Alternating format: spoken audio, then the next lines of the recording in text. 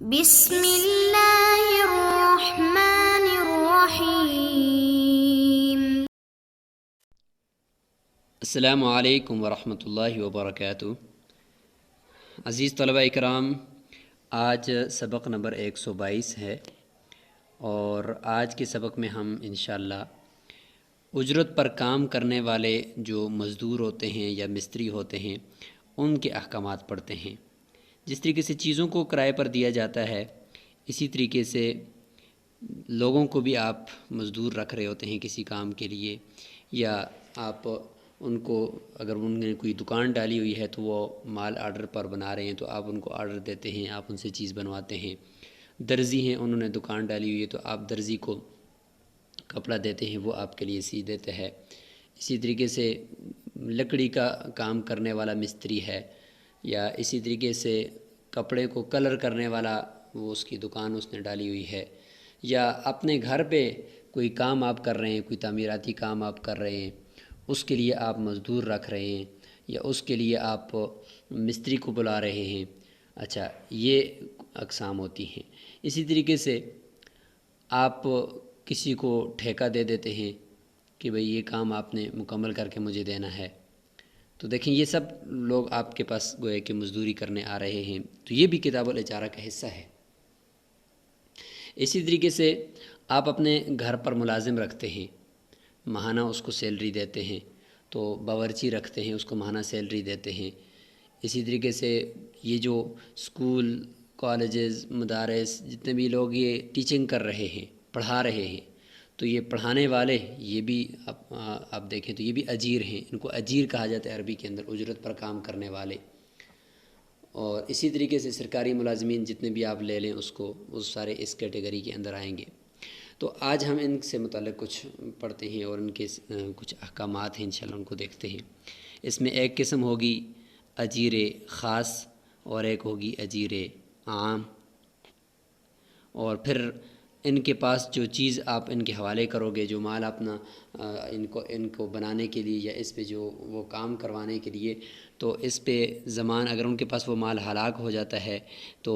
کیا ان پہ زمان آئے گا یا نہیں آئے گا، تو یہ ساری تفصیل انشاءاللہ اس سبق کے اندر آپ دیکھیں گے۔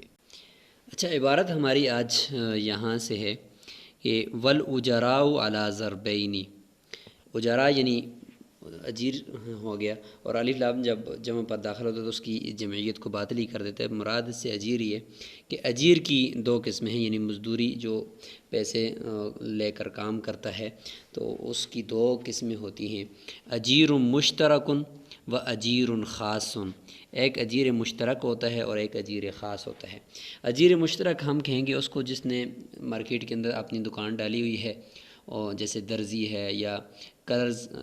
کرنے والا ہے کپڑوں کو، یا یہ کہ کوئی بھی لوگ جو دوسروں کے مطلب موچی ہے، یا کوئی بھی آدمی جو اپنی دکان پر لوگوں سے پیسے لے کر اس کا کام کر دیتا ہے۔ ایک تو دکاندار ہیں جو چیزیں اپنی سیل کر رہے ہیں، یہ نہیں بلکہ وہ جو آپ کے کام کو کر کے آپ کو دے دیتا ہے، کپڑے سی کر آپ کو دے دیتا ہے، آپ کے جوتے پالش کر کے دے دیتا ہے، یا اس طریقے سے وہ مزدور ہے جو آپ کے ان سارے مشینری ہے اس کو کوئی ٹھیک کر کے اس کی ریپیئرنگ کر کے دے دیتا ہے، موبائل کی ریپیئرنگ کر کے دے دیتا ہے۔ تو یہ جتنی بھی چیزیں ہیں جس کے اوپر وہ اپنی رقم لے رہا ہوتا ہے، اس کی جتنا اس کا وقت لگا ہے، اس کو کہتے ہیں اجیر مشترک۔ کیوں؟ اس لیے کہ یہ مشترک ہے، یہ بہت سارے لوگوں کے کام بیک وقت کر رہا ہوتا ہے، اور بہت سارے اس کے پاس اگر وہ درزی ہے تو سوٹ پڑے ہوئے ہیں، موبائل کا ریپیئرنگ کرنے والا ہے تو اس کے پاس بہت سارے موبائل لوگوں کے پڑے ہوئے ہیں، تو آپ کا بھی وہ کام کر رہا ہوتا ہے اور ساتھ ساتھ وہ اور لوگوں کے بھی کام کر رہا ہوتا ہے، تو اس لیے وہ مشترک اجیر ہے۔ اچھا، دوسرا ہے اجیر خاص۔ اجیر خاص کہتے ہیں کہ جو خاص آپ ہی کے کام کے لیے، لفظ سے بھی پتہ ہے کہ صرف آپ ہی کے کام کے لیے وہ اس نے اپنا وقت مختص کر دیا ہے، اور اس میں وہ یہ ہے کہ اس وقت میں وہ کوئی اور کام نہیں کر رہا، صرف آپ ہی کا کام کرے گا۔ جیسے کہ آپ نے اپنے گھر میں کوئی مزدور رکھ دیا، یا اپنے گھر میں کوئی ملازم رکھ دیا، یا دیہڑی کے لیے کسی کو لے کر آگے بھئی صبح سے لے کر شام تک، تو وہ پورا وقت اس نے آپ کو دے دیا ہے۔ اب اس وقت میں آپ اس سے جو کام لینا چاہتے ہیں، جو کام متعین ہے وہ کام آپ لے لیں، تو اس کو کہتے ہیں اجیر خاص، جو کوئی اور کام نہیں کرتا۔ اب اسی حوالے سے ان کی پھر اجرت بھی کا جو مسئلہ ہوگا وہ بھی مختلف ہو جائے گا۔ ظاہر ہے کہ جو اجیر مشترک ہے جو اور لوگوں کے کام بھی ساتھ ساتھ کر رہا ہوتا ہے، آپ کا بھی کر رہا ہوتا ہے، تو اس کا تعلق تو وقت کے ساتھ نہیں ہے، اس نے صرف کام کر کے آپ کو دینا ہے۔ اچھا، جب وہ کام کر کے دینا تو وہ اس وقت تک اجرت کا مستحق نہیں ہے کہ جب تک اس نے کام نہیں کیا۔ لہٰذا یعنی اصولی بات تو یہی ہے کہ جب کام کرے گا تو اس کو اجرت ملے گی، لیکن اگر وہ کہتے ہیں کہ بھائی میں ایڈوانس بکنگ بھی کرواتا ہوں اور ایڈوانس بھی مجھے پیمنٹ کرنی ہوتی ہے، تو لہٰذا وہ جو شرائط طے ہو جائیں وہ بھی ٹھیک ہے۔ آگے اجرت کے مستحق استحقاق سے متعلق تفصیل آ رہی ہے۔ لہٰذا حکم یہی ہے اصولی طور پر کہ وہ مجبور نہیں کر سکتا، بہرحال جو آرڈر لے کر آنے والا ہے، کپڑے کا مالک ہے، تو اس کو مجبور نہیں کر سکتا کہ آپ دے ہی دیں پہلے، کیونکہ حقیقت میں اس نے کام ہی نہیں کیا، وہ اجیر مشترک ہے۔ تو فالمشترک من کہتے ہیں کہ اجیر مشترک وہ ہے لا یستحق الاجرۃ، یہ حکم جو بیان ہو رہا ہے نا اسی کے اندر ہی تعریف گویا کہ آ گئی ہے، تو اس لیے انہوں نے حکم ہی بیان کر دیا کہ جو اجرت کا مستحق نہیں ہوتا حتی یعمل، یہاں تک کہ وہ کام مکمل کر لے، کالصباغی جیسے کہ کپڑوں کو کلر کرنے والا، رنگ کرنے والا، والقصاری اور دھوبی ہوتا ہے کپڑے دھو کر دینے والا، تو جب کام کریں گے تو تب اس کو اجرت مل جائے گی۔ والمتاع، اور جو آپ نے اس کو سامان دیا ہے، کپڑا دیا ہے، کچھ بھی دیا ہے چیز، وہ جو ہے اس کے پاس امانت ہوتا ہے، فی یدہ اس کے ہاتھ میں۔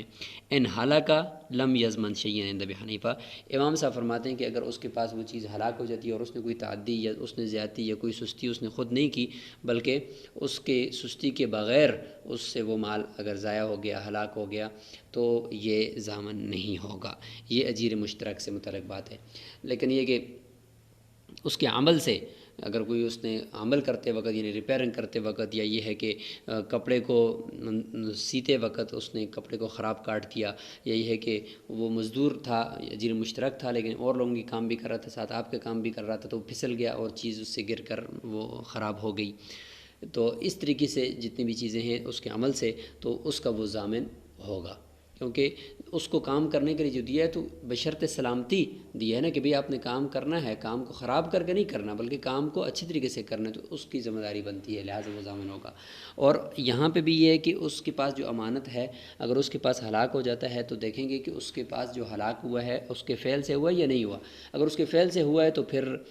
تو وہ ضامن ہوگا، اگر اس سے فعل سے نہیں ہوا، کسی اور کے فعل سے ہوا ہے، تو اس کو چاہیے تھا کہ وہ اس کی حفاظت کرتا۔ اب چونکہ اجیر مشترک ہے، دکان ہے اس کی، اگر ہم اس کو یعنی فتویٰ بھی اسی قول پر ہے جو آگے صاحبین کا قول آ رہا ہے کہ اگر ہم اس کو ضامن نہیں بنائیں گے اجیر مشترک کو، تو ظاہر لوگوں کا مال لیں گے اور پھر اس کے اندر سستی کریں گے اور مال ضائع ہوگا، تو ان کو سب سے پہلے ان کو پتہ ہے کہ بھئی ویسے بھی ہمارے اوپر ضمان تو آنا نہیں ہے، اس لیے پھر وہ حفاظت نہیں کریں گے، اس لیے فرمایا کہ ان کے اوپر ضمان ہونا چاہیے۔ تو فتویٰ صاحبین کے قول پر ہے، صاحبین فرماتے ہیں کہ یضمنہ، وہ ضامن ہوگا، اگر اس کے پاس ہلاک ہو گیا وہ مال تو ضامن ہوگا کہ اس نے سستی کی ہے۔ اچھا، یہاں پہ آگے چلنے سے پہلے چونکہ ابھی اجیر مشترک کے احکامات چل رہے ہیں، اجیر خاص کا حکم بھی یہاں پہ تھوڑا سا ہائی لائٹ ہو جائے تاکہ وہاں پہنچنے سے پہلے ہمیں دونوں کا حکم ذرا اجمالاً ہمیں سمجھ میں آ جائے، اس لیے ایسا کرتے ہیں کہ اس کا حکم بھی بیان کر دیتے ہیں۔ تو اجیر خاص جو ہوتا ہے وہ شروع میں جب صبح سے لے کر شام تک اس نے آپ کو اپنا وقت دے دیا ہے، آپ اس سے کام جو بھی لیں وہ آپ کے پاس ہے، نہ لیں پھر بھی وہ آپ کے پاس ہے، لہٰذا وہ صبح آتے ہی جب اس نے کہا کہ بھئی 4 بجے تک میں آپ کے پاس ہوں، تو یہ صبح سے ہی اجرت کا مستحق ہو چکا ہے، اور پورا دن ظاہر ہے کہ وہ آپ کے پاس ہی ہوگا، اور ظاہر آپ دیکھ رہے ہیں اس کو کہ وہ جو کام کر رہا ہے، تو اس دوران اگر اس کے ہاتھ سے کوئی چیز گر گئی اور ہلاک ہو گئی تو ظاہر ہے کہ ایسا تو مستریوں سے ہو ہی جاتا ہے، کوئی لکڑی ٹوٹ گئی یا یہ کہ کام کرتے ہوئے کچھ نقصان ہلکا پھلکا ہو گیا تو یہ تو ہو جاتا ہے، کیونکہ وہ اور تو کوئی کام کر ہی نہیں رہا، آپ ہی کے کام کے لیے آیا ہوا ہے اور اس نے کوئی سستی بھی نہیں کی، تو اس لیے وہ ضامن نہیں ہوگا بہرحال۔ لیکن اجیر مشترک یہاں پہ اگر اس کے پاس چیز ہلاک ہو جاتی ہے تو اس کو ضامن بنایا جائے گا تاکہ وہ آئندہ کے لیے پھر وہ دوسروں کی چیز کی حفاظت کرے گا۔ وما تلف بعملہ، اور وہ چیز جو اس کے عمل سے ہلاک ہو جائے تو کیا وہ اس کا ضامن ہوگا؟ تو فرماتے ہیں کہ ہاں، جو اس کے عمل سے ہلاک ہوگی تو ظاہر ہے کہ وہ اگر موبائل کی ریپیئرنگ کر رہا ہے یا کپڑے کو سی رہا ہے تو اگر وہ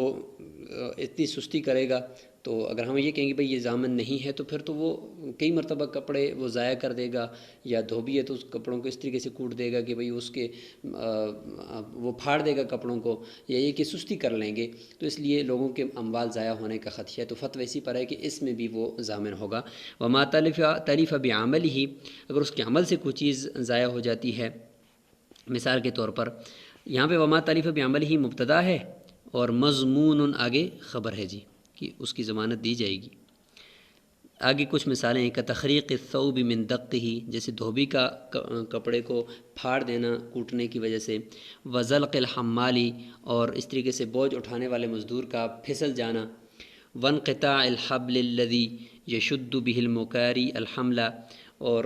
اس رسی کا ٹوٹ جانا جس کے ذریعے سے مزدور